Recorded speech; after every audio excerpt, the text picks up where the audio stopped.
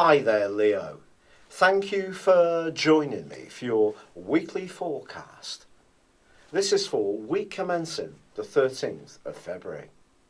Last week's lunar eclipse in your zodiac sign continues to reverberate around the heavens and will do so pretty well through to the time of your birthday. This is giving you an opportunity to attune carefully to the needs of your relationships.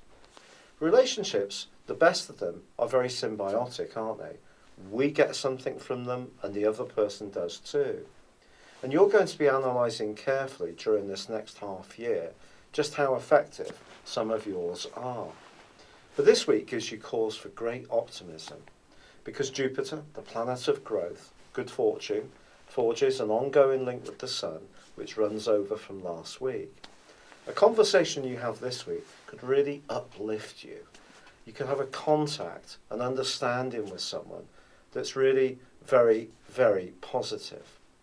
But also Saturn, the planet of structure, which has been making its way through your 5th solar house over the last couple of years, and it probably hasn't been much fun at times. The 5th house is all about being much more self-expressive.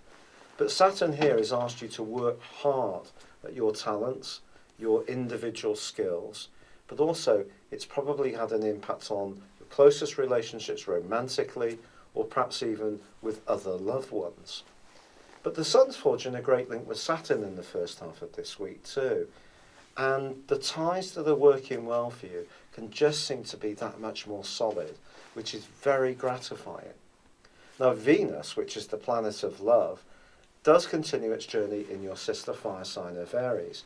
Now, of course, it is in detriment in this part of your scope because it rules the opposite sign of Libra.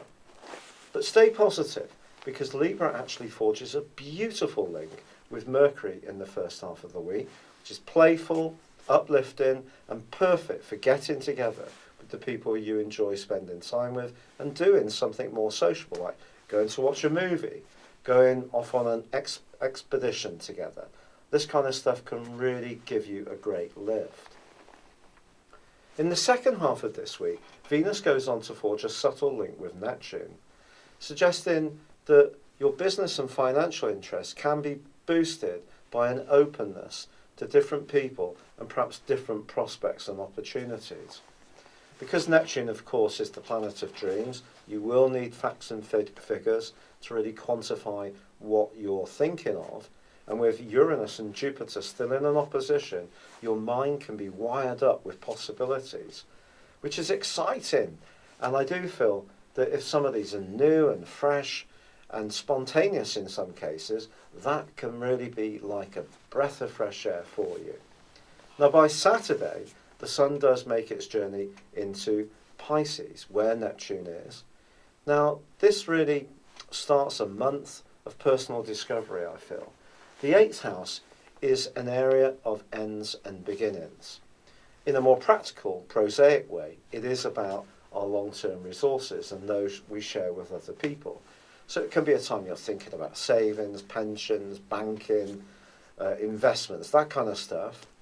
Or it can be more psychological, where you want to understand what makes you tick at a deeper level. And there could be some kind of evolution or growth that goes on through its transit for you. Some parts of your situation may alter, and you may have all impulses that reach out and do things that could surprise you. But by the end of this week, Mars, which continues in the sign of Aries, its home zone, and is very strident and giving you extra desire and positivity around opening up your world, that does clash with Pluto. This is kind of going to be an echo of the energy that went between Pluto and Uranus until last March, where you're wanting, and I think it's been a pattern in the early parts of this year, to invest a little bit more in your own needs, which I think is a very positive thing. But there may be someone else or situations which want to pull you back towards your commitments, and that can create some kind of conflict.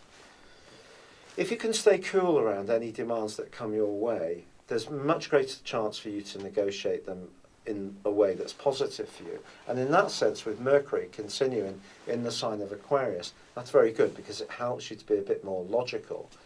But you may encounter someone who does make quite a demand on you and doesn't really understand that you have this greater need for freedom. And that could be something that you find a little galling. Try to stay ice cool though. And I think as the sun does make that transition into Pisces, your ability to look beneath the surface and understand the politics of situations is certainly going to be enhanced. So fall back on that as this week draws to a close. It's been a real pleasure being with you. Thank you for joining me. Good luck and goodbye for now.